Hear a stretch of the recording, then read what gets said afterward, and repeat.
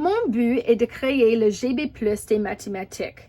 Alors, comment je m'organise? Ça, c'est mon contenant d'addition. C'est que je choisis les pages que je veux en quel ordre que je veux. Puisque j'ai les élèves de 4e et 5e année d'immersion, j'ai décidé d'expliquer le plus 9 et le plus 90. J'ai vérifié les doubles et les additions en bas de 10 en premier. Et là, j'ai vu qu'il y avait un besoin d'enseigner les faits de base en haut de 10. Alors, je commence avec l'addition 7.1 et 7.2 qui est plus 9 plus 90. Une fois qu'ils ont fini cette feuille, là, ils passent à la prochaine feuille. 8.1, 8.2, et ça c'est plus 8, plus 80. Après, quand ils ont passé cette feuille, qui sont assez rapides, c'est plus 7, plus 70, à 9.1 et 9.2. Par après, c'est 900 et plus 800. Mais c'est vraiment, ça dépend de vos niveaux. Si vous êtes en 2e, 3e année, vous allez peut-être rester juste avec le point 1 et le point 2. Pour moi, je continue plus 900 plus 800, 7.3 et 8.3, je continue. Plus 700, 9.3 et une combinaison de 900, 800, 700 et je continue. Okay. 900, 800, 700 avec le regroupement de centaines, dizaines, unités. Ça veut dire 900, 800, 700 tout mélangé ici. Ça, c'est le 10.6 et l'addition que j'ai créée ici avec le regroupement des centaines, dizaines et unités.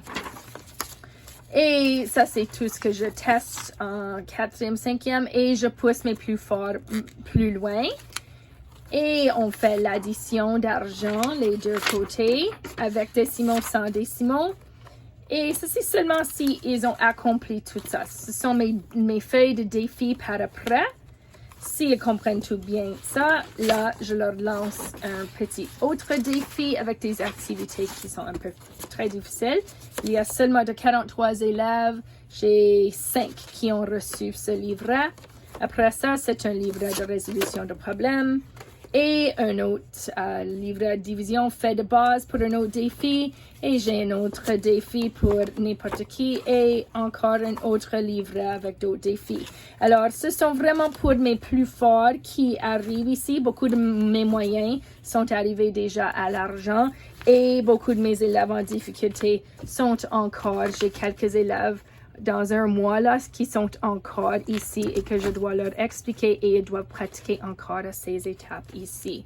J'ai quelques élèves en difficulté qui sont maintenant rendus à plus 900, plus 800.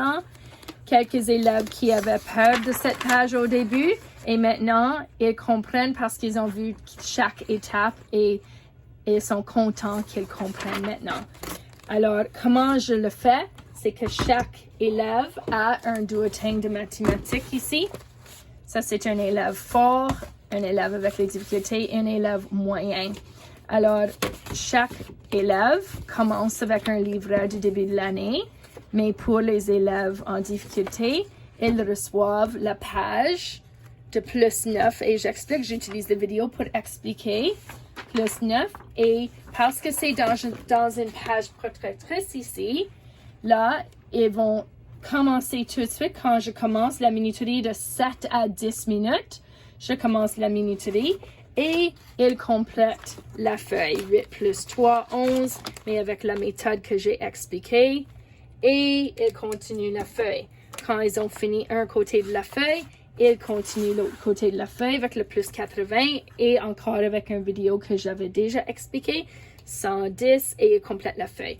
Une fois qu'ils ont complété la feuille, ils lèvent leurs mains. Moi, je circule pour leur voir.